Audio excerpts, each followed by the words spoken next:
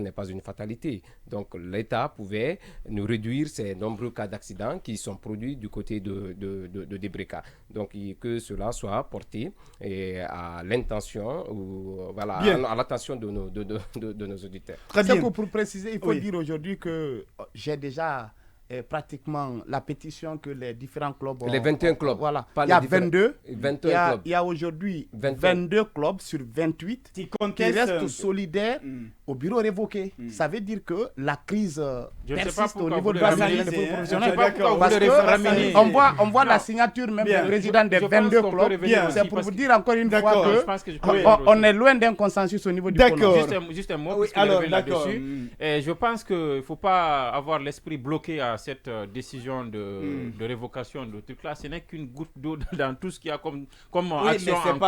Non, je termine. C'est que moi j'avais dit d'ailleurs. Mais vous oubliez que sans Ligue guinéenne de football professionnel, on n'aura pas de championnat. Il va s'exprimer.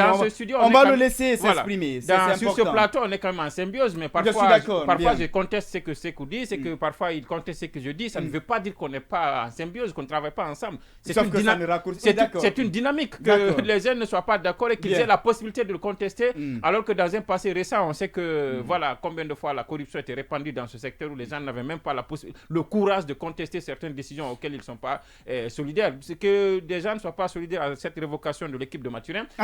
C'est tout à fait normal, mais cela ne signifie pas, cette contestation ne signifie pas que le CONOR ne travaille pas avec les acteurs. Et il y a quand même le chronogramme, je vous invite, j'étais en train de lire un article sur Info Chrono, c'est qu'il y a une bonne chose, un lecteur de plus, faites-moi le cadeau d'aller sur guinée114.com et lire je le fais à tout moment. Lire ce chronogramme précieux de la... Je suis permanemment sur Guinée 114. Lire ce chronogramme du CONOR, vous reviendrez vraiment applaudir Sega et Mariama. Très bien, vous l'avez sans doute compris, ça démarre, c'est votre émission. On refait le monde, à présent on va s'intéresser à cette actualité politique. Le médiateur dans la crise guinéenne de la CEDEAO, donc Dr Yahi Boni, a bouclé sa mission de plusieurs jours à Conakry.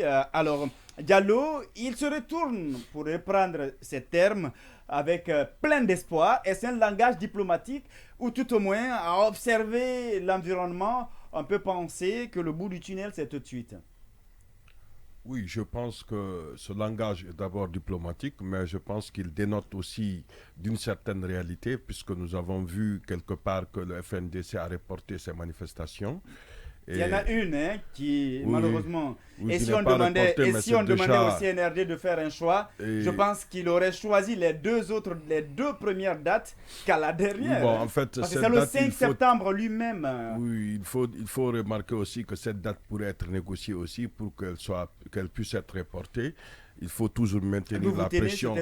Oui, il faut maintenir la pression très haute. C'est peut-être pourquoi le FNDC n'est pas allé jusqu'à lever toutes les dates en même temps. Mais je pense que pour revenir à l'essentiel, M. Yahi Boni, pense qu'après avoir écouté toutes les parties aux négociations, les parties qu'il a eu à recevoir, je pense qu'il a de l'espoir et c'est bien fondé puisque toute la classe politique, la société civile, tout le monde, chacun a montré sa détermination à aller vers l'essentiel, à prendre la Guinée comme une priorité et je pense qu'il n'a pas tort de penser que ça peut mieux aller.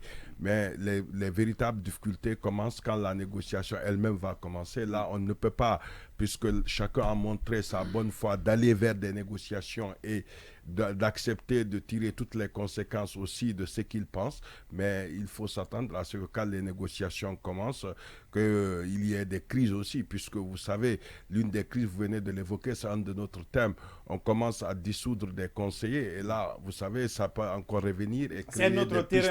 C'est notre comprenez un peu. Oui. Donc, plus le CNRD est dans une logique d'accepter, de ne pas accepter, mais attendons que finalement, pour savoir comment les choses vont se passer, l'esprit c'est que tous les Guinéens, la classe politique, elle sait que cette transition c'est pour elle, et donc elle sait que le CNRD ne pourra pas aller à l'encontre des idées qui pourraient organiser les élections, puisqu'il faut tenir.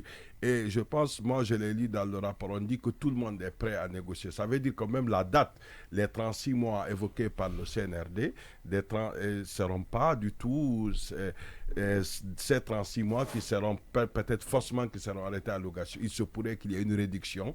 En tout cas, ce qui est sûr, il n'y aura pas une augmentation de ces 36 mois, mais il se pourrait que ces 36 mois-là soient revus à la baisse pour permettre de trouver un accord pour tout le monde et permettre à ce que la Guinée aille d'avant et faire passer cette transition qui commence à perdurer et créer des problèmes auxquels nous ne s'attendons pas. Et je pense que ça doit être fait en sorte que ça soit la dernière transition. Et ça dépendra de volonté de chacune des parties de la classe politique, de la société civile et de tout le monde. Bien. Alors, Habib, je sais que le révélateur 224.com a fait beaucoup de révélations justement sur le passage de Dr Boni Yayi.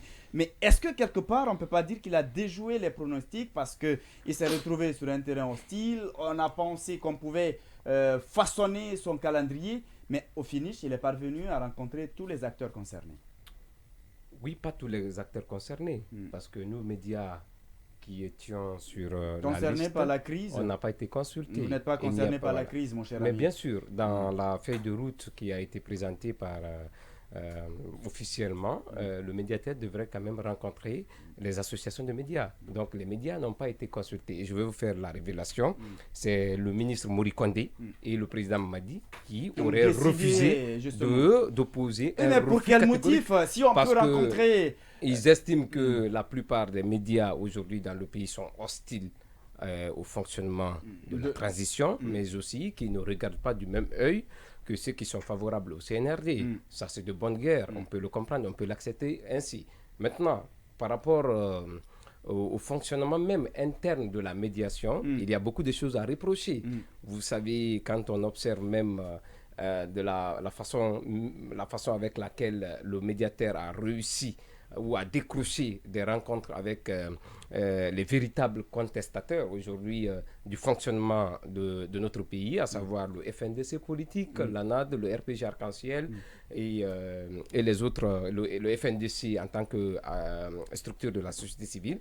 On comprend que ce n'était pas chose aisée pour le médiateur de la République. Et vous vous souvenez, j'avais dit ici qu'il pourrait ne pas recevoir ni l'UFDG et en même temps ni aussi le FNDC parce que selon des informations que je tenais des sources diplomatiques, l'assurance et l'engagement étaient fermes de ce côté. Le médiateur n'avait pas à recevoir le FNDC et l'ANAD, ni encore moins le RPG Arc-en-Ciel. Dieu merci. Puisque qui parle de, comme l'a dit Paul dans son livre À la table des diplomates, qui parle de négociation, parle quand même de positions tranchées au départ et après